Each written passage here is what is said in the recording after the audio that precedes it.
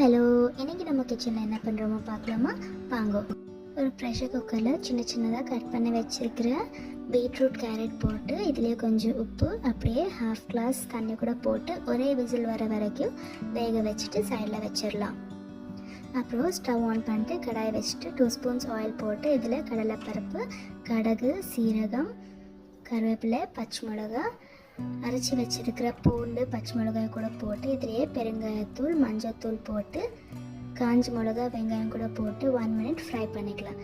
இப்போது இதில் தேவையான அளவுக்கு சால்ட், அப்படியே வாஷ் பண்ணி வச்சுருக்கிற ஸ்வீட் கார்ன் கூட போட்டு 2 மினிட்ஸ் ஃப்ரை பண்ணிட்டு ஆல்ரெடி வேக வச்சுருக்கிற பீட்ரூட் கேரட் கூட போட்டு நல்லா மிக்ஸ் பண்ணிவிட்டு கடைசியில் நம்ம ஆல்ரெடி பாயில் பண்ணி வச்சுருக்கிற ரைஸ் கூட போட்டு எல்லாம் மிக்ஸ் ஆகிற வரைக்கும் மிக்ஸ் பண்ணிக்கலாம்.